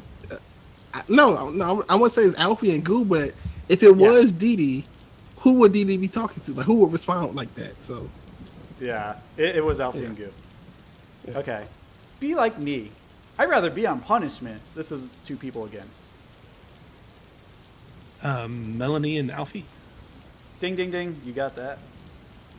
So now Alex is at 8 and Prime is at 6. Next one. Michael Jackson looks like Goo with an afro. Now he looks like Harry with wet hair. This is 2 people again. Alphie and D. Yes. Prime gets the point. Yeah, that was a deep cut. Yeah, I wouldn't have got that one. Okay, here's another one. To help you out, here's a little cash. Yeah, real little. 2 people again. Oh, D and Alphie. Nope. No. Oh, that's not. Oh, I thought that's when he. I'll give ran you. Away. Okay, that's Roger. And Alphie. Yes, you got it. Okay. Here's another one. This is all your fault, Moo. What did I do? You were born. Goo and Moo. Yes. Okay. Oh well, that's it. I think he's at 10. So. I ran out. Yeah, he got 10. Prime got 7. So you are the winner, Alex.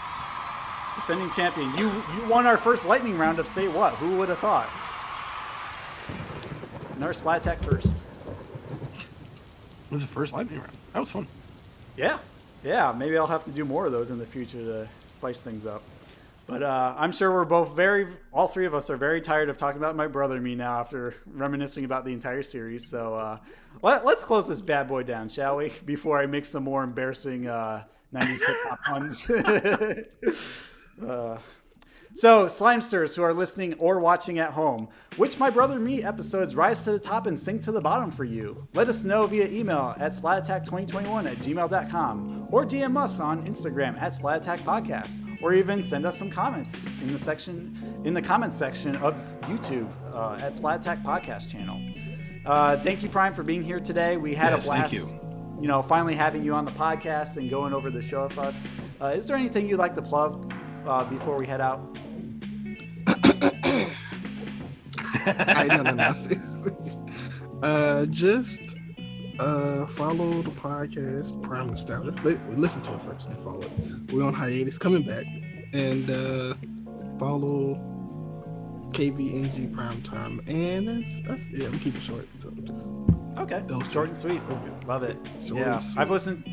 I've listened to your podcast before I actually met you, and I really enjoy quite the few topics that you've covered, including the All That episodes, interview of Kenan Thompson, the Abby's Rad Art one where you got to talk with her and pick her brain for like the Nicktoons bracket.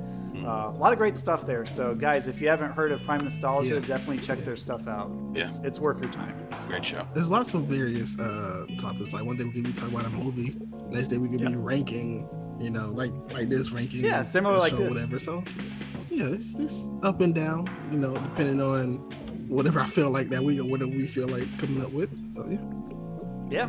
And speaking of similar topics, for those who are interested, this episode airs around the same time that we're doing our November Patreon bonus episode that's exclusive for there. And believe it or not, Prime's also going to join us for that, and it's going to be me and Monica versus Alex and Megan, and we're going to be doing our version of a Michael Jackson elimination bracket because we were so inspired by your episode, Prime, that we just had to give our Splat Attack spin on it.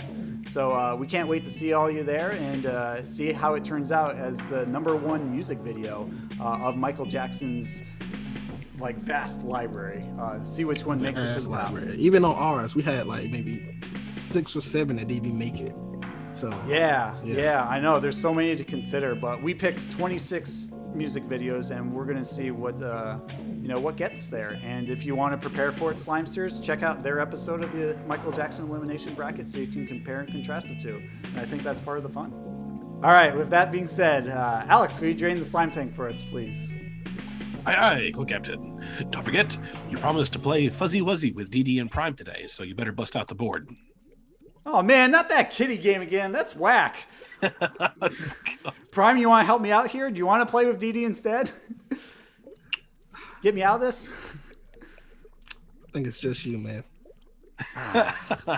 Yeah, I'm too cool to hang with you, I guess. You're best buds with Alphie and Goo, but oh well, at least this Goo Punch will help me get through another round of Fuzzy Wuzzy because I know it's Dee Dee's favorite game. Splat you later, Slimesters.